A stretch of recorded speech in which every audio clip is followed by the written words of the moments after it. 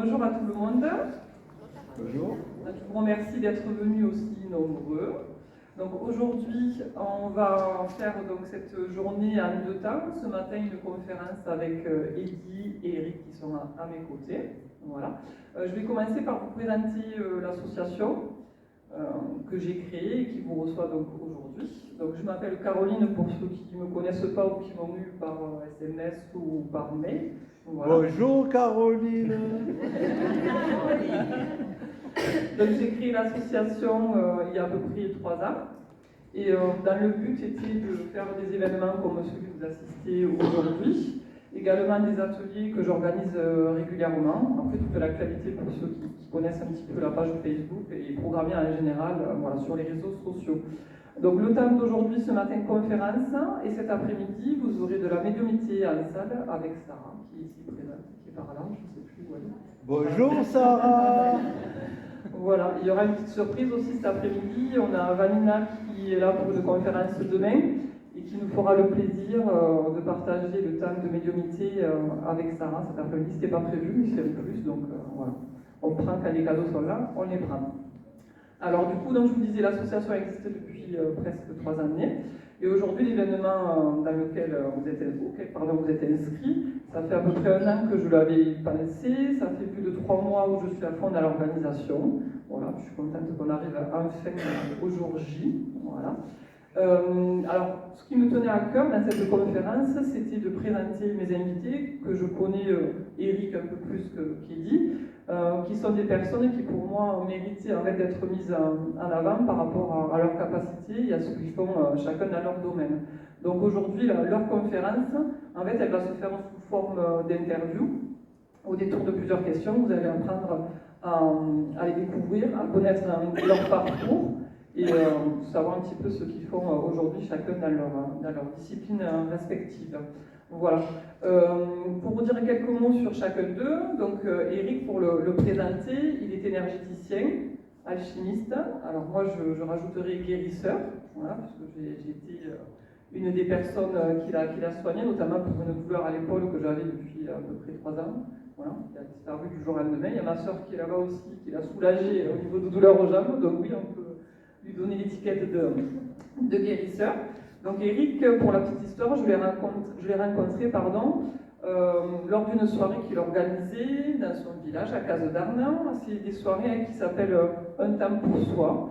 Et ces soirées sont des moments de partage où un petit cercle de personnes se réunissent pour partager un temps. Eric donc officie avec, dans cet atelier, si je puis dire, il fait un premier, on va dire, un tour de table avec une méditation. Il nous met dans un état un petit peu de relaxation. Tu me dis si je me trompe. Et en fait, après, il va faire des soins à toutes les personnes qui sont présentes. Donc j'ai participé à cette soirée il y a un peu plus de 2 ans. Et ce qui a été génial pour moi, qui suis aussi en dehors de l'association médium et voyante, et en fait, il m'a permis de canaliser pendant cette soirée sur le petit groupe dans lequel j'étais, et vraiment d'ouvrir en fait mon champ au niveau de mes perceptions de médium. Voilà, donc pour moi, en fait, c'est, on va dire, un accélérateur, voire un déclencheur de mon activité de médium. Ça a été un gros, en fait, coup de pouce, puisque je faisais essentiellement de la voyance, et la médiumnité, en fait, qui était là, je ne la faisais pas forcément en conférence ou autre, et grâce à ce moment et ce partage et à ces ressentis, et en fait, voilà, je suis là aussi aujourd'hui pour faire un petit peu tout ça. Donc merci à lui pour cette expérience. Voilà donc pour ma petite présentation et voilà pourquoi j'ai invité Eric aujourd'hui. Eddy qui est là aussi à mon côté. Alors Eddy, je l'ai rencontré indirectement. Eric, en fait, j'ai fait plusieurs ateliers et chaque fois on me disait est-ce que tu connais Eddy? Il par-ci, il par-là. Je dis non, je ne connais pas Eddy. Donc, comme je suis de nature assez curieuse, je me suis dit on va enquêter pour savoir qui est Eddy. Voilà. Donc Eddy, du coup, je suis allée me renseigner un petit peu, comme tout le monde maintenant, sur les réseaux sociaux et j'ai découvert donc ce monsieur qui est médium également, qui fait aussi de l'hypnose, qui est également, si je me trompe, tu me dis guérisseur aussi un petit peu. Ouais, enfin, je n'aime pas trop le terme. Donc, qui fait des soins, voilà. Mais c'est aussi pour moi, et avant toute chose, le gardien des esprits de la nature. Voilà. Il organise un petit peu partout, essentiellement dans la région, si je ne me trompe pas, des sorties nature où il va faire découvrir son univers et permettre aux participants en fait de s'ouvrir à ce monde de l'invisible. Donc ce côté que je ne connaissais pas en fait des esprits de la nature, pour moi ça a éveillé ma curiosité et je me suis dit tiens voilà quelqu'un qui est intéressant et qui est passionné et qui va être tout aussi passionnant, donc pourquoi pas le solliciter pour venir aujourd'hui. Et donc voilà, c'est pour ça que Kelly est parmi nous également aujourd'hui. Voilà, donc j'espère vous avoir présenté correctement, messieurs. Voilà. Donc on va débuter la conférence. Donc si les personnes veulent faire un petit tour au pupirou, c'est le moment ou jamais. Donc, après vous pouvez vous lever, il n'y a pas de souci. Au revoir Edith. Pour ceux qui ont les téléphones, le mieux c'est de les éteindre. Si c'est pas possible parce que voilà, il y a des obligations, essayez juste de les mettre sur vibreur, ça serait sympa pour nous. Voilà. Alors du coup, aujourd'hui la conférence, en fait, c'est moi qui vais les interviewer. Alors je ne suis pas journaliste, je m'improvise journaliste. Et au travers des questions que je vais leur poser, donc ils vont se livrer à vous. Et après, donc, ces questions, vous aurez un temps d'échange et de partage. Les questions seront ouvertes avec eux. Et même pendant l'interview, vous pouvez très bien en fait interagir avec nous. Dani, vous pouvez très bien interagir et aussi les solliciter pour des questions, il n'y a pas de souci. Donc déjà, merci à tous les deux d'être là parmi nous. Alors moi, ma première question, du coup, messieurs, est-ce que tout le monde m'entend par contre? C'est OK? Est-ce que ces facultés étaient là depuis l'enfance? Est-ce que tous les deux, en fait, ce que vous faites aujourd'hui, les facultés, alors je ne sais pas après comment vous les nommez, vous nous le direz, est-ce qu'elles étaient là, en fait, déjà dans votre enfance? Alors je vais laisser le micro, qui veut commencer? Oui.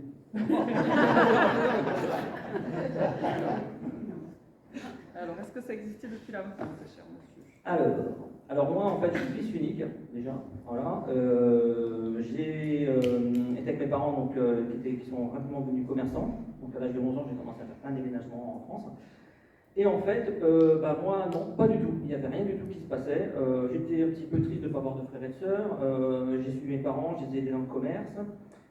Et j'ai donc après une vie tout à fait normale, dans ce que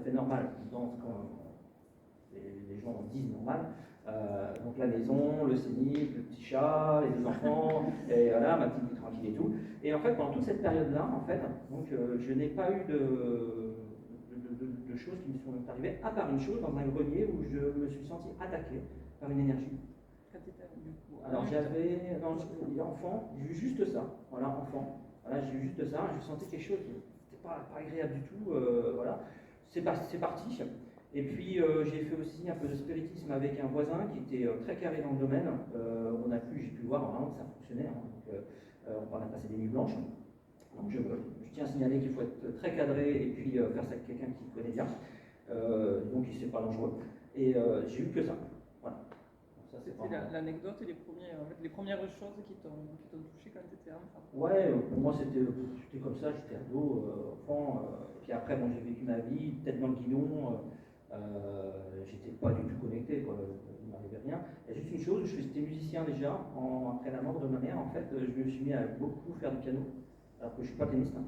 Et en fait, toutes mes chansons, les titres, en fait, c'était des noms de femmes, souvent, et puis et ça parlait sur les anges. Mais j'étais pas connecté, hein. Ça parlait sur les anges, je ne sais pas pourquoi je fais ça. Voilà. Vous avez quand même Ça, c'était la période avant. Les prémices de quelque chose. Voilà. Eric, du coup, toi alors enfant, vous m'entendez même si je parle sans micro? Ah, je peux parler sans micro, Ouais, c'est c'est bon, bien. ça. Bon. Quand j'étais petit, je suis né dans une famille avec 2 sœurs et 3 frères, dont on est 6, 8 en tout avec mes parents. Famille aimante, d'accord? C'est-à-dire que quand j'étais enfant, voilà. Pour moi, il n'y a que ma bulle d'amour et pas plus. Et ça s'ouvre au fur et à mesure, j'ai un champ de conscience qui s'ouvre au fur et à mesure. Et j'écoute beaucoup mes rêves. C'est-à-dire que ça vient intégrer dans mes rêves. Voilà. Et j'ai reçu il y a quelques années, par intention, que je pouvais tout faire. Voilà. Et petit tout, tu n'as pas vécu quelque chose, il n'y a pas un élément en fait qui t'a fait une connexion? Rien du tout. Je creuse parce qu'il n'y a rien au niveau perception, rien ne s'est passé. Rien pas du les tout. prémices de quoi que ce soit. Rien du tout. Je pense qu'il y a des choses. C'est bien parce que du coup, je les interviewe, mais moi je me connecte et voilà, Et depuis on me donne accès à quelque chose. Depuis votre enfance. Oui. Par rapport à... Oui, depuis votre enfance, on parle Oui. historique. Les rêves depuis l'enfance. Si oui, que tu te souviennes. Non, c'est après. Moi, j'ai eu un grave accident de voiture à 20 ans. À 20 ans. Donc, ça n'a rien à voir avec mon enfance. Mais c'était un jeune homme. Mais par contre, quand j'étais petit, jusqu'à l'âge de 5 ans, 6 ans, j'ai ma bulle d'amour et je ne voyais pas plus loin que ça. Et j'étais heureux avec mes frères et sœurs. Voilà. Par contre, ce que je peux vous dire maintenant, c'est qu'on n'a pas vécu la même enfance. Tous, on a une vision différente et chacun de nous, on est tous différents. Donc, quand je suis sur quelqu'un, on est tous différents. Et on porte tous une autre musique différente. Désolé. Ça revient à la transition à la musique Désolé. de début. Alors, je voulais vous demander aussi, quand étaient apparues les premières prédispositions, les premiers signes. Donc, tous les deux, si j'ai bien compris, à l'âge adulte, c'est venu. Oui, voilà. Donc, enfant, vous avez été, entre guillemets, tranquille. Pas de perception. Pas de perception ou de choses qui se manifestent. J'étais entouré d'amour. Oui. Oh, oui. Moi aussi. Tous les deux dans des foyers aimants. Et moi, j'avais une question aussi. Alors, même si ces perceptions ou ces capacités n'étaient pas là quand vous étiez enfant, comment vous, de quelle nature vous étiez comme enfant? En fait, est-ce que vous étiez rêveur? Est-ce que vous étiez plutôt barouteur? Est-ce que vous étiez quoi comme nature? Et quelle était votre nature en tant qu'enfant? Alors, je commence. Oui. Je te vois réfléchir.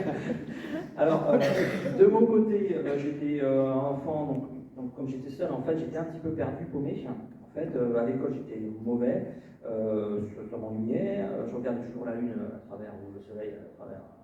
Voilà, c'est l'extérieur qui m'intéressait. J'étais dissipé, je me bagarrais même à l'école, en fait. Ouais, il y avait comme quelque chose, je n'étais pas à ma place, en fait. Voilà. J'étais pas là. Et en fait, au fur et à mesure, donc très sportif, fallait que je me dépense, très énergétique. Et ensuite, après, à l'adolescence, j'ai un peu loupé mon adolescence. En fait, j'étais tout le temps avec des gens plus âgés que moi. Donc à 16 ans, je traînais avec des gens de 20 ans. 20, 21 ans qui avaient le permis et tout là, c'était pratique. Et puis, je ne comprenais pas pourquoi, mais bon, c'était comme ça, voilà. Et ensuite, après, quand j'ai basculé rapidement dans mon adulte en épousant ma première femme, voilà. Donc, Bien, voilà. ça fait une liste. Et donc, ouais, voilà, en fait, c'était très, très, très rapide. Et j'avais le sentiment, en fait, d'avoir loupé quelque chose dans ma jeunesse. Voilà, de ne pas me mettre à s'amuser. C'est passé vite. Ouais, c'est passé super vite. Et c'est vrai qu'à l'école, on me disait que j'étais nul. Comme je ne suis pas grand, en fait, vous savez, à l'école, hein, les jeunes sont méchants. Donc c'est pour ça que j'ai été dissipé. Je me suis jamais. Pour moi, en fait, ils n'avaient pas parlé comme ça. Donc j'avais que la violence. Malheureusement, à un moment donné, j'y voyais que ça servait à strictement à rien du tout. Et d'ailleurs, c'est un vrai motif aujourd'hui. La violence, c'est ringard. Et donc, ouais, ça m'a permis comment dire, cette période-là m'a permis de mieux me retrouver aujourd'hui. Du coup, tu étais quand même plutôt donc, rêveur. Très À l'école, j'étais très, très rêveur, j'étais complètement ailleurs. Tiens, j'ai une anecdote en fait pour montrer à tout le monde. J'étais un des derniers de la classe et en fait, à un moment donné, on a eu c'était sur les planètes. On avait en fait un exposé, il fallait écouter une vidéo. Alors ça me plaît, la vidéo, ça rentre tout seul. Et après, on devait écrire ce qu'on avait vu dans la vidéo. C'était sur les puissances. En plus, c'était mathématiques, c'était assez costaud. Et puis, donc, ils partent corriger. Donc, il y a un autre truc, ils partent corriger, ils reviennent. Et ils avaient deux cadeaux dans la main. Et il y en a un, il dit voilà, on va vous donner vos deux cadeaux à vos deux premiers. Et le premier, il s'appelait Enrique, je me rappelle encore. Premier de la classe. Voilà. Et le dernier de la classe, moi. Et là, les proches, je me rappelle, ils étaient, mais ils n'en pouvaient plus, quoi. Ils étaient là, mais c'est pas possible. Ils ont pris ils m'ont vérifié et j'avais tout bon. Donc, et c'est pour vous montrer en fait qu'on est intelligent. Voilà. Mais l'école, en fait, pour moi l'école n'était pas du tout dans cette intelligence que moi j'avais, qui était différente. Voilà.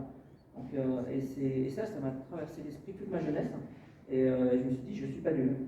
ça marque beaucoup de personnes qui évoluent dans l'invisible ou dans le soin. En fait, souvent, il y a un côté décalé, un côté rêveur. Alors, il y a parfois de très bons élèves, mais l'élève qui n'est pas forcément bon, mais malgré lui, en fait, c'est que le système n'en veut pas parce que justement, il n'est pas dans le monde. Voilà, et donc comme c'était sûr, bah tiens, ça tombe bien, la devant moi, c'était sur l'espace.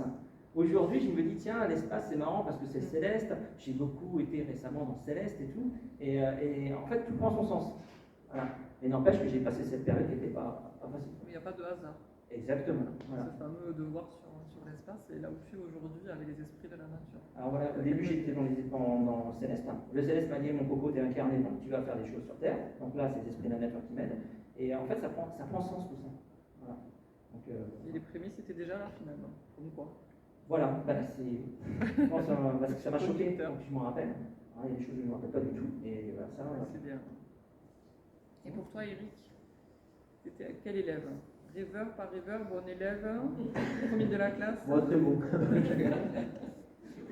Non, quand j'étais petit, comment j'étais quand j'étais petit? J'essayais de comprendre. Je ne comprenais pas tout, mais j'essayais de comprendre. Voilà. Donc, j'ai eu des notes qui 10, 11 de moyenne, tout le temps. Voilà. J'avais pas plus haut, j'avais pas plus bas, mais voilà. Après, moi, je passais mes week-ends à la vigne, parce que je suis viticulteur avant tout, ok, et président de Caves Compatibles, et président d'Union des Caves Compatibles. Donc, ça veut dire que je suis bien ancré sur cette terre, d'accord, je vis la vie, ok, avec, je bois de l'alcool, d'accord, je mange bien, il n'y a pas de souci, voilà, et je vis bien. Mais juste pour revenir à l'enfance, voilà, je l'ai bien vécu. Voilà. J'ai bien vécu l'enfance avec, voilà, j'ai pas été extraordinaire non plus, mais voilà, ça s'est passé. Et par rapport à l'école, il y avait des orientations pour l'un et pour l'autre qui se définissaient par rapport à des futurs métiers qui étaient, donc, comme tu disais, donc, pour toi la viticulture, parce que c'était presque peut-être. Alors, alors, pas du tout. Ma mère. Elle avait confié des tâches à chaque enfant. Elle avait dit, toi, tu seras menuisier, mon grand frère, toi, tu feras ça, toi, tu feras ça. Et moi, c'est tombé sur la mécanique. D'accord?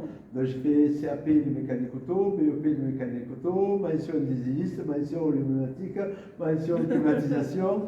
Voilà. Et quand j'ai fini, une chose qui m'a plu, c'était la robotisation. Et j'ai eu un grave accident qui m'a permis, en fait, de mettre des cartons sur une palette. Et le directeur, au bout de 3 mois, m'a proposé de faire des réglages sur des robots. Donc, comme c'était mon diplôme, je suis parti là-dedans. Je suis devenu chef de chaîne. Puis après, il est parti, il m'a pris avec lui, parce qu'on s'entendait bien. Et aujourd'hui, je suis le président des chaînes de bouteillage où j'ai commencé. Voilà. Donc, c'est fou, quand même. Voilà. C'est fou. Voilà. Mais je n'étais pas un grand élève, mais je n'étais pas un petit élève, j'étais moyen. Voilà. Pas de lycée agricole? Pas du tout. Ni ingénieur à Toulouse? Non, parce que je suis né dans la vigne. En fait, moi, mes parents me faisaient travailler le week-end dans la vigne. Donc voilà, le travail de la terre, je connais bien et c'est très dur. D'accord, voilà. Vive les tracteurs, vive.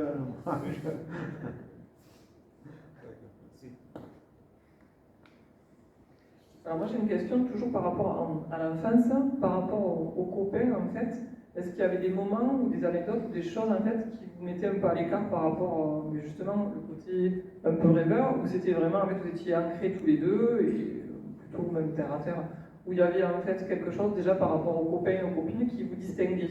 Est-ce que vous étiez fondiez dans la masse ou est-ce qu'il y avait vraiment une petite différence au milieu des autres enfants? Donc petit ou ado ou un peu plus grand. Alors, petit, j'ai vécu une vie normale, je faisais du sport et tout, j'ai fait du judo, du ping-pong, etc. Là où j'avais un gros problème, en fait, c'était avec les filles. J'étais timide, très très timide, extrêmement timide. Et puis, moi, ça m'embêtait parce que j'avais pas de copine et tout, je me dis, je suis pas comme les autres, c'est bizarre. Et puis, après, mon adolescence, rebelote. Après, le circuit scolaire ne savait pas déjà où me mettre. Voilà, donc j'ai fait un pré-apprentissage de restauration chez mes parents. Et parce que voilà, j'avais pris trop de retard en fait, j'avais redoublé plusieurs fois et donc voilà, après. Mais le circuit scolaire quand même a su trouver une solution. Je tiens quand même à le signaler. C'est important aussi de dire, c'est bien. Et j'ai découvert des personnes comme moi, qui n'étaient pas du tout intellectuelles, on va dire ça comme ça, mais ils avaient une façon, ils étaient mûrs, en fait. Voilà. J'ai vu ce côté-là, ce côté plutôt mûr, en fait. Des jeunes qui avaient galéré, voilà. Et du coup, il y a une espèce de... Des profs, en fait, je me rappellerai toujours, nous ont dit à la fin, il y en a qui ont pleuré, parce qu'ils avaient pas une classe atypique. Voilà. Une classe atypique. En fait, on était une classe qui était inclassable. Voilà. Et du coup, il y a des profs qui nous ont surpris, ils ont pleuré. Voilà. Et donc, en fait, cela m'a montré que ça m'a permis de trouver ma place en tant qu'enfant. J'étais en plus au début de l'adolescence, je bien rentré, 14 ans, je crois, 14-15 ans. Et ensuite, après, j'ai fait donc un apprentissage en menuiserie. Voilà. Et j'ai pu trouver ma place rapidement, en fait, dès l'âge de 16 ans, dans le monde professionnel. Et du coup, c'est là que je m'entendais mieux avec des personnes plus âgées que moi. Voilà.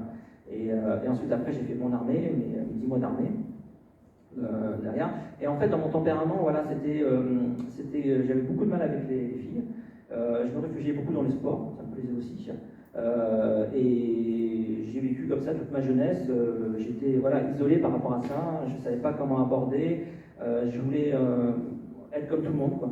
Voilà, me fondre dans la masse. Pour moi, j'étais très timide aussi, jusqu'à 11 ans, 12 ans. Le rugby est arrivé, j'ai joué au rugby, j'ai découvert ma puissance, donc voilà, j'ai les bagarres, que j'adorais ça. J'adore toujours ça, hein. Si quelqu'un me merde, il n'y a pas de souci, d'accord. D'accord. Les belles baffes, des fois, ça remet en place. Ça rassure tout le monde, c'est ça. On est non-violents. Voilà, je suis d'accord, il n'y a pas de souci. Je me suis aperçu qu'en fait, au fur et à mesure, je me suis aperçu que quand j'étais petit, on reconduit la même chose au fur et à mesure. Il y avait le même schéma qui revenait en permanence.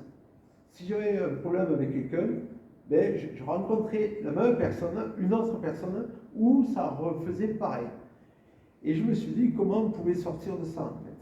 Voilà, ça a commencé comme ça. Il y avait des interrogations qui... 12-13 ans. Voilà, je me suis dit, on refait la même chose, c'est pas la même personne, et je reconduis moi la même chose. Et c'est là où la réflexion et le champ de connaissance arrive au fur et à mesure.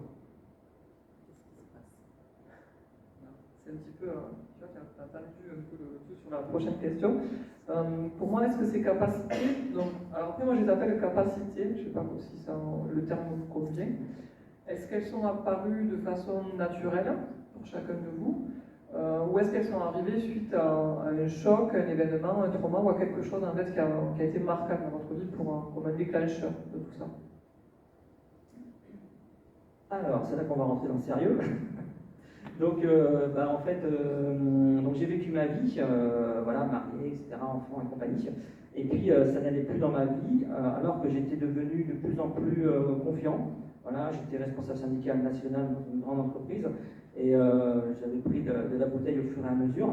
Voilà, donc très confiance en moi. Mais en fait, ce qui s'est passé, c'est que j'ai vu à la télévision des réfugiés qui étaient sur un bateau et qui tombaient à l'eau et qui pleuraient. Voilà, c'était des Somaliens, ils étaient vraiment balèzes et tout. Et en fait, je ne sais pas pourquoi j'ai pleuré. J'ai dit que c'est pas possible, des gaillards comme ça qui pleurent. Voilà, leur maman, quoi, carrément. J'étais choqué. Et en fait, en revenant au travail, je regardais des télés, des trucs ménagers, etc. J'ai vu des gens s'énerver parce qu'ils n'avaient pas leur télé qui était arrivée le jour J. Et là, en fait, j'ai eu une espèce de noirceur qui est arrivée sur les côtés. C'est pas un burn-out, là, c'est un blackout que j'ai eu. Et en fait, j'étais conscient de ça et je me suis dit, attends, c'est bon, j'arrête ce taf. C'est fini. Des gens qui se plaignent pour une télé qui n'est pas arrivée, alors que je viens de voir des gens couler parce qu'ils n'ont pas le choix, il faut qu'ils traversent la Méditerranée. Je dis, il y a un décalage, quoi, c'est pas possible. Et en fait, j'ai eu le raisonnement pour aller voir des clients pour leur dire, voilà, je vais m'absenter, mon collègue qui va venir, etc. Et j'avais cette discernement quand même encore. Et au fur et à mesure, ce qui s'est passé, c'est que j'ai vu ce que j'appelle maintenant aujourd'hui le réveil. J'ai eu un réveil, voilà, carrément. Et sauf que ça a été costaud. Et de fil en aiguille, il m'est arrivé des trucs de fou. Ça a commencé, je cours, je vois une espèce d'arcade, j'ai l'impression de passer une porte. Voilà, bon, je fais comme si je passais la porte. Ensuite, quelques temps après, je fais un rêve prémonitoire sur Saint-Étienne, assis sur une montagne. Voilà, je vous expliquerai après pourquoi. Et ensuite, donc j'ai quitté mon ex-femme parce que ça n'allait plus. Déjà, ça n'allait plus ensemble depuis un certain temps. Donc le boulot, mon ex-femme, moi qui était complètement dans la compassion, j'ai complètement changé. Donc du coup, donc, je me suis séparé en 2015. Ensuite, après, quelques temps après, j'ai rencontré une femme sur un réseau social, social qui était en plus pas connu du tout. Et en fait, on a conversé pendant des nuits, des nuits, des nuits. Et en fait, on s'est rendu compte qu'on avait quelque chose. Je l'ai rencontrée, sauf qu'elle était avec un monsieur, mais elle était séparée, on va dire, avec lui. Et donc on s'est rencontrés, et en fait, tout de suite, on s'est aimés. Et au fur et à mesure du temps, avec cette personne-là, donc elle a divorcé tout comme moi, on a réussi à divorcer le même jour. Voilà, ça c'est un truc de dingue. Et en fait, on s'est aperçu qu'on était flammes jumelles. Mais au début, on ne savait pas du tout. Alors, pour ceux qui ne savent pas ce que c'est les flammes jumelles, c'est un peu une union céleste en fait. On est un et on se sépare en deux. Voilà, sur Terre. Et on est pareil. Voilà, on est des miroirs. Et en fait, on entend beaucoup de choses sur les runners, sur les chasseurs, etc. Alors moi, tout ce que je peux vous dire là-dessus, c'est que ça existe, mais ne vous faites pas un film. Voilà. Regardez ce qui se passe si vous la rencontrez, c'est rare, mais c'est pas forcément super comme on peut dire, parce que ça demande énormément de travail sur soi.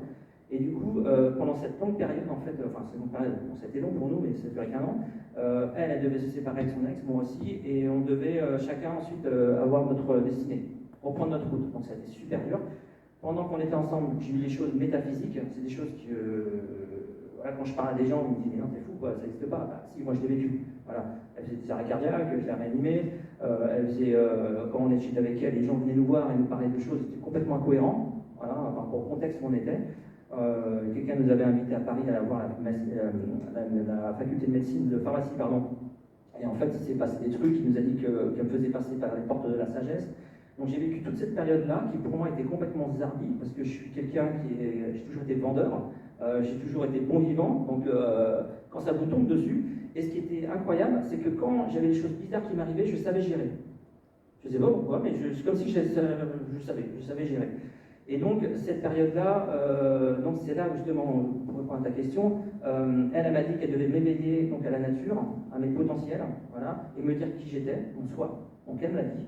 Là où ça s'est ouvert. Voilà. Et ensuite, moi, je devais l'aider, en fait, parce que c'était une personne qui était, comment dire, elle voulait pas quitter par rapport à ses enfants, son mari, etc. Elle avait peur de faire du mal, parce qu'elle a dit qu'elle a toujours peur de faire du mal. Et je dis non, il y a un mot qui s'appelle respect. À partir du moment où il y a de l'ingérence, où ton ex, en fait, te frappe, ou dit des mots qu'il n'a pas à dire, stop. Voilà. Donc je l'ai aidé. On s'est aidé. On a divorcé le matin, c'était un mois de septembre à 10h, au même moment. Voilà. Synchronicité. Ah ouais. Bon, je vous ai partout, j'ai marqué ça, j'ai des livres que vous avez là-bas où j'explique en fait en détail. Et en fait, il s'est passé plein d'autres choses après. J'ai rencontré ma nouvelle. Donc on est paxé, on est ensemble, ma nouvelle compagne. Et en fait, grâce à l'univers, en fait, j'ai une compagne qui est formidable, qui permet de m'ancrer, vraiment, de m'apporter ce que j'avais pas quand j'étais enfant, côté féminin. Et donc, de fil en aiguille, j'ai dû travailler à cause du Covid, je ne pouvais plus travailler en tant que thérapeute. Donc voilà, et pendant toute cette période-là, en fait, j'ai eu les prémices en fait, de mon côté spirituel, en fait. Et j'ai vu que voilà, j'étais capable de faire plein de choses. Et donc, il a fallu pendant tout ce temps-là que je trouve l'équilibre entre le monde social et le monde spirituel. Voilà, c'était très important. Donc j'ai fait plein d'autres choses, hein. Mais bon, on n'a pas toute la matinée. C'est ce qui m'est arrivé. Voilà, je vais essayer de faire ça. Eric. La question? Les capacités, elles sont venues de manière naturelle. Alors, si moi, tes capacités, elles sont arrivées de manière naturelle. Est-ce qu'il y a un choc, un trauma, quelque chose qui a fait que... Alors, moi, ça joue souvent. Excusez, Eric, je te coupe. Oui. J'ai une anecdote sur toi. Petit, c'est bien toi qui as échappé à la noyade.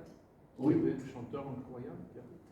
Qui a échappé, pardon, à la noyade. Ah, je me rappelle de quelque chose. Je t'envoie le truc parce que pour moi, ça. À 4 ans et demi, je suis tombé dans un bassin où mon frère me récupère avec le râteau, parce qu'il n'avait que ça sur la main. Et j'ai vu l'eau et je me suis vu mourir. Oui, ça, je m'en rappelle. Ça, c'est une chose importante. Oui. C'est pour ça que tout à l'heure, en fait, Oui. je disais, il y a quelque chose lié à l'enfance qui, pour moi, en fait, après moi, dans mes ressentis, est peut-être le point de départ C'est ça. de certaines choses. Après, j'ai eu un accident de moto à 19 ans, ou à 18 ans, où le docteur m'a dit, tu pourras, je joue au rugby, d'accord, j'étais assez costaud et assez fort, puisqu'on m'avait promis de jouer à Béziers, donc j'étais presque à signer le contrat 2 ans après. Et cet accident de moto, ce qui s'est passé, c'est que le docteur m'a dit que je ne pouvais plus marcher, plus courir, et que j'allais plus rien faire. En fait, ce qui s'est passé, c'est que je ne l'ai pas cru, d'accord. Pour moi, c'est lui qui me disait, mais je m'en foutais complètement. Et j'ai dit, c'est pas vrai. Et je peux vous dire que ça m'est arrivé le 1er novembre, le 2. Et au mois d'avril, début avril, je jouais sur un terrain de rugby qui s'appelle Perpignan, d'accord. Et je jouais à 100%. Voilà. Ça veut dire que quand on croit, j'ai vraiment compris que quand on croit en nous, on peut faire tout ce que l'on veut. Ça a été une approche pour moi importante. Donc on peut faire tout ce qu'on veut, mais il faut juste croire en soi. D'accord? Donc si vous croyez en vous, il n'y a pas photo. Il y a des choses qui se passent. Donc quand même un choc, plutôt 2 chocs, qui ont commencé en fait. Et à partir de là, du coup, tu as commencé à changer ton état d'esprit et les capacités, parce que c'est ça le truc. Je veux qu'on y arrive. Eh oui. 2 ans après, donc, accident de voiture, donc rugbyman, on va faire la fête, je fais ma jeunesse, ok, les filles, tout ça, voilà, bon, normal. Et puis bon, tout s'écroule, parce que je peux plus jouer à Béziers, je perds, voilà. Et je vais à mon de montagne, je me dis qu'est-ce que je fais? Je me suicide ou pas? Et quel impact ça a sur ma vie de famille? Parce que j'ai mes frères et sœurs, mes parents. Est-ce que j'ai le droit de leur faire mal à eux? Parce que si je m'en vais, c'est facile, ok? Parce qu'on touche à cette information. Le suicide, c'est facile, d'accord? Et c'est dur à la fois, hein, d'accord? Il faut pas, ok? Mais derrière, est-ce que j'ai le droit de le faire? Et je me suis dit, non, j'ai pas le droit de faire souffrir mes proches. Donc ça a été encore un champ de connaissances qui s'ouvre de plus en plus. Voilà. Je cherche la petite bête. Est-ce que ces capacités, vous les avez acceptées de suite quand vos champs de connaissances se sont ouverts, quand tout ça est arrivé, est-ce que vous êtes dit, ok, c'est là, je me lance à fond et j'y vais? Ou est-ce que c'était un petit peu, ça pouvait faire peur? Est-ce que vous étiez un peu sur la retenue? Est-ce que vous avez laissé ça de côté? Alors, quand c'est arrivé en fait avec cette fameuse flamme jumelle, c'est là que je me suis aperçu que j'étais à l'aise en fait dans ce milieu-là. Alors j'avais jamais appris, je rappelle que j'avais jamais lu de livre spirituel avant, j'étais pas du tout là-dedans. Et donc au fur et à mesure, elle m'a dit qui j'étais. Ça a été ce qu'on appelle le moi supérieur ou le soi en fait. Et moi j'ai rigolé, je dis c'est pas possible, pas de ça. Voilà. Et puis en fait j'ai eu plein de preuves, voilà, j'ai eu énormément de preuves et tout. Et d'ailleurs l'endroit où on habite donc aujourd'hui à Saint-Nazaire de la Darèze, en fait j'ai eu une preuve, 2 preuves même, bon une qui a été le fameux Saint-Étienne en fait. C'est qu'il y a une chapelle Saint-Étienne là-bas. Et c'est quand je me suis assis sur un rocher à côté, je me suis dit, mais c'était ça en fait. Pourtant j'étais avec mon ex-femme. Hein. Et en fait, c'est là que je me suis dit, le futur existe déjà. Parce que je suis quelqu'un de très pragmatique, très cartésien. Quand on est dans la vente, hein, c'est comme ça. Voilà. Et en fait, je me suis dit, donc j'ai fait la relation et je me suis dit, waouh, ça existe. Bon, déjà, ok. Bon, j'ai pas rêvé, je fabule pas et tout, c'est un truc de dingue. Donc le futur existe déjà en quelque sorte. Voilà. Et donc déjà ça m'a permis en fait de me dire, waouh, j'ai fait l'expérience de quelque chose. Les scientifiques cherchent à prouver l'expérience. Moi je fais partie de ceux qui ont l'expérience et qui va demander aux scientifiques, mon coco, explique-moi. Vous voyez, c'est comme ma façon de fonctionner, c'est à l'inverse. Et c'est aussi pour vous aider un jour si on vous dit des choses, ah mais nous on a envie d'expérience mais on ne sait pas l'expliquer. Voilà. Et donc de fil en aiguille, ce qui s'est passé vraiment en fait, c'est quand je suis arrivé, c'est un couple comme toi, j'ai eu ma période très sombre. À un moment donné, je voulais, donc c'était avant de rencontrer ma nouvelle compagne, j'étais seul donc, sur Béziers et j'étais dans la nature et je voulais mettre fin à mes jours parce que quand vous avez eu l'amour ultime avec quelqu'un et que vous avez vécu des choses très célestes, très concrètement en fait, une grâce à un moment donné, on n'a plus envie de rester quoi. J'en pouvais plus, quoi. Et en fait, j'ai réfléchi et je me suis dit, en fait, je peux pas partir par rapport à toutes les gens qui m'ont aidé à être qui je suis. Je ne peux pas. Voilà. Donc je te rejoins complètement. Et du coup, j'ai commencé à marcher, à pleurer dans les bois, à parler aux arbres, à les enlacer, à m'asseoir sur une pierre, à repleurer, à mettre un genou par terre, deux genoux par terre. Et d'un seul coup, en fait, en marchant, j'entends le mot F. Ce que tu fais, fais-le avec des gens. Voilà. Je faisais de la radiesthésie parce que j'étais formé en radiesthésie avant. Je cherchais les esprits de la nature et tout. Et voilà, fais-le avec les gens. Et je voyais des pins. En fait, ça montrait des pins. Et je me suis dit, j'ai pas pu le mentaliser parce que c'est arrivé tout d'un coup. J'ai entendu en 360 degrés, donc je me suis dit, bah tiens, c'est ça la médiumnité. Voilà. Donc, parce que j'étais pas médium avant. Et du coup, bah, j'ai dit, bon, on y va. Et puis le lendemain, je devais aller au Salagou. Et au Salagou, j'entends un nain qui me dit, photo, photo, photo. Bon, bah, je me prends en photo. Voilà, je sais pas pourquoi, mais je me prends en photo et tout. Et j'arrive à la maison, j'entends Facebook, Facebook, Facebook. Donc, bah, faut peut-être que, bah oui, je veux me lancer, donc il faut peut-être que je me fasse une page Facebook. Moi, je me suis fait une page Facebook, les dimensions de la Terre. Je trouvais pas ça chouette. Je dis dimension de Gaïa, ah, ça claque, ça c'est bien ça. Et ça me correspond complètement. Et du coup, j'ai commencé à assumer, en fait, donc cette partie-là. C'est arrivé, en fait, finalement, tout s'est déclenché, tu as été Ouais. retenu. Voilà, parce que j'étais tellement humble face à ça, j'étais complètement. En fait, je suis descendu tellement bas, en fait. Souvent, on a cette expression-là, parfois, quand on n'y arrive pas, c'est qu'on n'a pas descendu encore assez. Après, qui m'ont dit ça. Et donc, j'avais pas de thune, rien. Mais il m'est arrivé des trucs de dingue. À chaque fois, on m'aidait, quoi. Genre, il me manquait 300 €, ça s'arrangeait. Voilà, à chaque fois, j'avais l'argent. Et là-haut, me disait, on te donne ce qu'il te faut juste pour que tu ailles sur ton chemin de vie. On ne donne pas trop d'argent, parce que sinon tu vas t'égarer, tu vas partir, tu vas arrêter tel truc alors qu'il ne faut pas. Et donc voilà, c'est comme ça. Alors je rappelle que j'ai fait de la radiesthésie, j'ai aussi eu des cabinets en magnétisme avant, et j'ai fait tout ce parcours. Mais c'était pas mon chemin de vie. Mon chemin de vie vraiment c'était la nature. Et j'ai eu du mal au début parce que j'étais pas pépiniériste, j'avais aucun rapport avec la nature. La vente ça n'a aucun rapport. Et pourtant bah, c'est ce que je suis. Donc j'ai dû assumer. Et depuis que j'assume ça, bah, il se passe des trucs de dingue. Je suis sur mon chemin de vie, même si mes enfants aujourd'hui ne me parlent plus parce qu'ils ne comprennent pas pourquoi j'ai déménagé, pourquoi je suis parti, et bien ça ne m'affecte pas. C'est incroyable. Ça ne m'affecte pas. Parce que d'un côté, j'ai mes enfants, je ne m'inquiète pas, parce qu'ils vont grandir, ils vont comprendre, et d'un côté, j'ai moi, ma personne, je veux sortir de la souffrance, je ne veux plus souffrir. Et quand je suis dans cette direction-là, je ne souffre pas. Voilà. Question.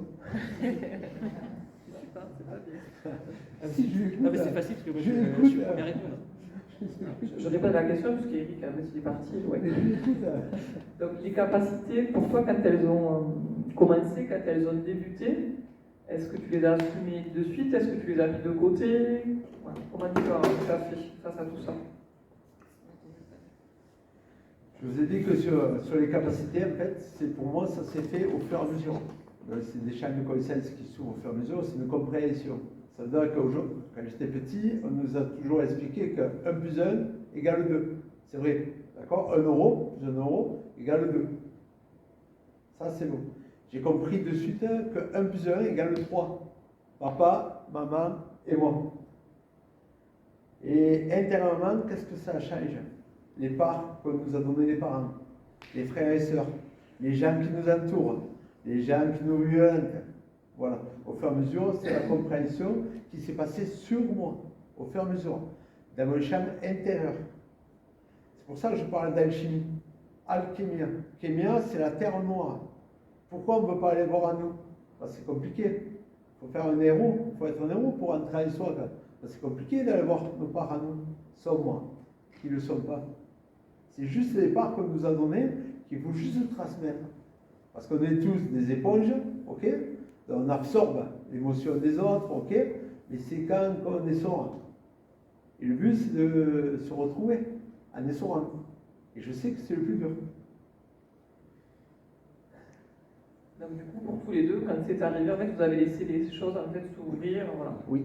Vous êtes restés, il n'y a pas eu de pause, parce que des fois, mais on ouvre, on referme, c'est pas votre cas. Vous avez assumé de suite.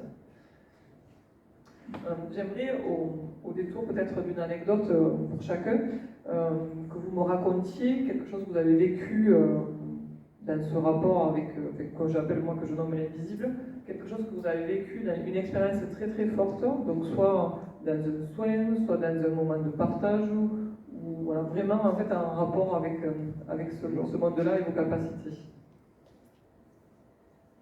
Alors, il y en a beaucoup, beaucoup, parce que ça a duré 7 ans en tout, hein, 2025, 2016, 8 ans. Et en fait, j'ai vécu énormément de choses, dont une qui m'a le plus frappé en fait. Alors, j'étais avec une amie qui s'appelait Mathilde, donc c'était entre ma période de mon ex-femme et puis de ma nouvelle rencontre formidable que j'ai aujourd'hui. Donc Mathilde en fait m'a permis de m'ancrer beaucoup, c'est une infirmière. Et un jour, on était parti du côté de l'Ariège, non pas l'Ariège, pardon, oh là, je sais plus. C'était là où il y a pas mal de trucs spirituels, le Puy-en-Velay. Et donc, au Puy-en-Velay, à un moment donné, donc on circulait tout, nickel, super, c'était vraiment formidable. Et à un moment donné, on décide de partir et on va dans une cascade pas loin. Et dans cette cascade, en fait, je vois dans l'invisible un conteur, un poète. Voilà. Et je le vois comme ça dans ma tête, passer, bouger et tout. Et je me mets à balancer des poésies, elle ne comprenait pas, voilà. Et puis à ce coup, ça me dit lave-lui les pieds. Bon. Alors je vais lave-lui les pieds. La nuit. Lave-lui. Nettoie-lui les pieds. Voilà. Et donc je lui ai nettoyé les pieds, comme ça, voilà. Je ne savais même pas trop pourquoi, je ne savais pas que Jésus l'avait fait avant, mais ça je ne savais rien. Donc je le fais, voilà. Et puis ça après j'ai eu l'histoire. Et donc une fois que je lui ai fait et tout, j'étais bien, tout, on monte dans la voiture parce qu'il fallait bien rentrer. Et dans la voiture, j'étais très fatigué, puis à un moment donné je me suis assoupi. Et là, d'un seul coup, en fait, j'ai senti quelque chose qui, au niveau de mon crâne, en fait, rentrer dans mon crâne. Donc j'ai pas trop compris parce que je pensais que c'était un jeu rêvais et tout, et en fait pas du tout. Ça s'appuyait, ça rentrait en moi, et je me suis mis à pleurer de bonheur. Mais c'était d'extase, c'était un truc que j'avais jamais vu, c'était comme si c'était un nouveau sens. Un sens de la vue, oui, etc. Et là c'était comme un nouveau sens. Je me suis mis à pleurer, et pendant 1 à 2 minutes, je lui ai dit c'est beau, c'est magnifique, je ne peux pas t'expliquer, c'est magnifique, c'est beau, c'est magnifique. J'ai dit ça pendant 2 minutes, à peu près. Voilà. Et en fait, c'est ce que certains appellent la grâce, etc. Et j'ai reçu ça, et je me suis dit, mais c'est dingue, quoi, c'est hallucinant. Et en fait, c'est quelque chose qui m'a marqué énormément et qui m'a montré qu'il y a bien quelque chose de l'autre côté, voilà, que faut plus qu'on s'inquiète. Et en fait, j'ai entendu après, mais attendez, vous nous idolâtrez, mais nous, de l'autre côté, nous vous idolâtrons aussi. Voilà. Nous vous voyons comme des divins aussi, de l'autre côté. Souvent, nous, on est trop de l'autre côté, et en fait, c'est comme de l'amour, je ne sais pas ce que je recevais, et ça m'a marqué à vie. Et ça m'a donné de la légitimité. Parce que je me suis dit, maintenant, tout ce que je vais faire, je vous écoute. Je vous écoute, j'ai reçu, j'ai compris, ça calme aussi, ça nous rend super humbles. Et du coup, voilà, c'était ce qui m'a, parmi les choses que j'en ai eu plein, qui m'ont marqué. Et j'en dis une deuxième qui est complètement différente, mais qui a son importance.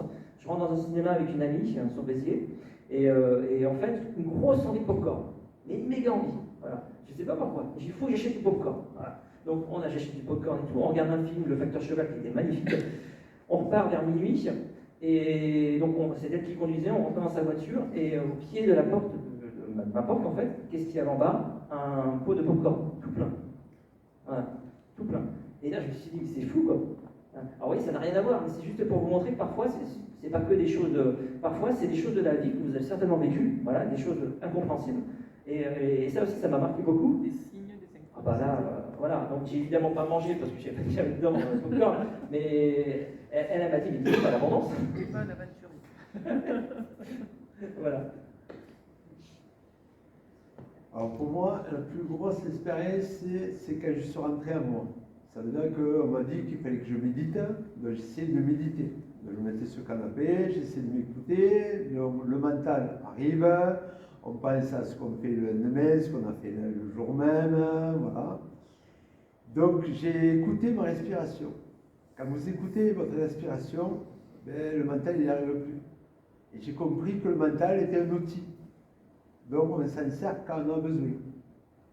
C'est pour ça qu'aujourd'hui je suis viticulteur, d'accord, président de l'UNECAB, donc je m'en sers beaucoup du mental. Et quand j'arrive et quand je suis dans des espaces comme ça sacrés, il n'y a plus rien qui vient. Je me laisse traverser, quoi qu'il arrive. Voilà.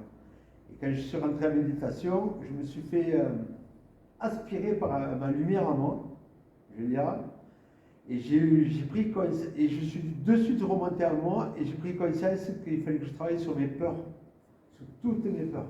Et qu'en fait, ces peurs-là, elles nous montraient quelque chose. Donc j'ai commencé à jouer sur ma peur de la jalousie, de perdre les choses, de mes émotions, voilà, toute la frustration que j'avais. Et j'ai commencé à travailler par la prise de conscience. Voilà. La peur, elle est belle quand on la voit comme moi je la vois. C'est sûr que c'est inquiétant des fois, mais elle veut nous montrer un truc qu'on doit travailler en nous, tout simplement. Et le fait de la voir, simplement la voir, mettre la lumière en nous, ça permet de la dissoudre. Tout simplement. C'est beau, hein? Et est-ce que vous avez une expérience dans un soin particulier où il s'est passé quelque chose entre vous et le consultant ou la personne à qui vous avez donc soft et tout. Soft. Est-ce qu'il s'est passé quelque chose d'important en fait au niveau de vos ressentis, au niveau de vos facultés dans un soin ou un moment en fait vous étiez voilà, dans l'énergie ou dans ces soins énergétiques que vous faites l'un et l'autre? Alors en fait, quand j'ai commencé le magnétisme, quand j'ai commencé la radiesthésie, tout ça, j'ai ouvert mon cabinet, j'en avais un à Montpellier, j'ai fait aussi beaucoup à domicile, là où j'habitais à Laval avant, en Ouest de la France, et j'ai aussi fini à Béziers. Dans toute cette période-là, en fait, je dirais que c'est pas forcément une personne, en fait, c'est tout le changement que j'ai pu faire. C'est-à-dire, en fait, je me suis rendu compte que je recevais les gens que j'étais capable de recevoir, mais sauf que je ne le savais pas. Et en fait, les premiers que j'ai eus, je pensais avoir des petites choses, un ongle incarné, ou je sais pas, ou des mal de dos, etc. Bah, on commence dans le magnétisme, les petites brûlures, je pensais avoir ça, quoi. Et puis non, bah, en fait, j'avais des trucs complètement déjantés, des gens qui venaient, pour moi c'était déjanté, qui venaient, ouais, j'ai plus mon guide, oui, je bloque mes règles, qu'est-ce qu'il y avait, j'ai eu plein de trucs, en fait, et des problèmes de vie aussi, des gens qui sont pas heureux, et je dis, ouais, mais je fais ça comment? Moi, j'ai pas fait ça, Emmanuel. Tout ce que j'ai appris, c'était voilà, c'était des choses théoriques, hein, c'était petit à petit, de petit à petit. Et en fait, je me suis rendu compte à ce moment-là que il y a quelque chose qui me traversait et j'avais la solution à chaque fois. À chaque fois, j'avais le mot juste et tout, des prénoms parfois qui arrivaient, je connais, des choses comme ça.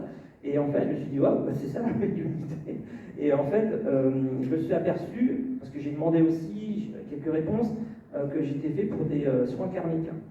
Donc, c'est-à-dire parfois dans notre vie, il nous arrive des traumatismes, des choses, voilà, et les gens, plutôt que de les plaindre, il faut un peu les secouer aussi. Et c'est ce que veulent les gens aussi. Secoue-moi, voilà. Donc, alors j'arrive avec ma bouteille d'orangina et tout était réglé. Non, en fait, ce que je faisais, c'est que je prenais ce qui venait. Il y avait des scénarios complètement différents, des personnes qui avaient plus de guide, etc. Et en fait, je remettais tout en place. C'est des personnes qui étaient très malheureux et tout. Un soin énergétique que je faisais, et puis derrière, la personne me rappelle au téléphone, elle dit, mais c'est marrant, tout le monde me parle maintenant.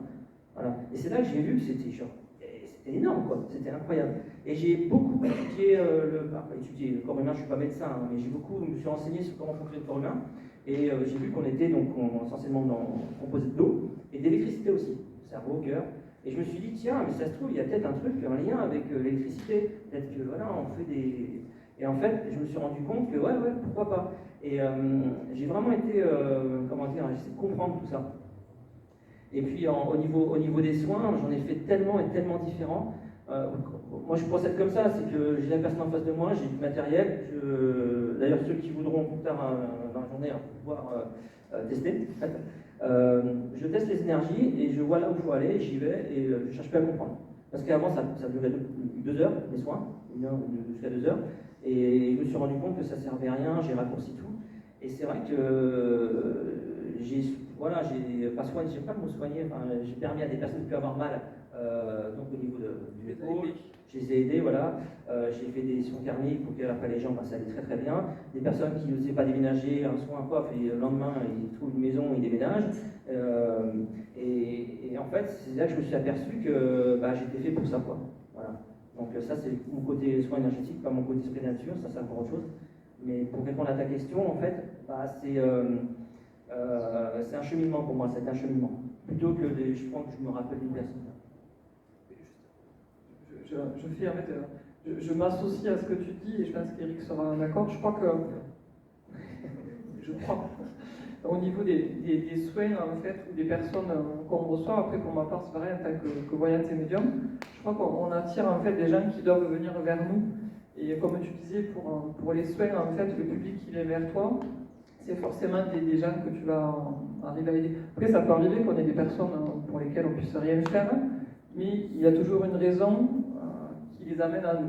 Voilà. Et moi, je vois souvent, mais il y a des personnes là qui me connaissent dans ma voyance et ma médiumnité, et je crois qu'en fait, vos énergies vous ont amené à mon énergie à moi. Je crois que c'est en fait chacun, voilà. On attire en fait des gens qui vibrent un petit peu comme nous. C'est pareil comme pour un médium, en fait, il y a des fois on n'a pas la possibilité d'être le canal pour quelqu'un qu'on reçoit, parce qu'on n'est pas la bonne personne. Mais il est nécessaire qu'on la rencontre pour justement lui dire, voilà, vous êtes en fait peut-être en attente d'eux, mais je ne suis pas celle ou celui. Donc des fois il faut juste voir quelqu'un pour pouvoir en fait le réorienter. Donc du coup une anecdote sur un soin particulier.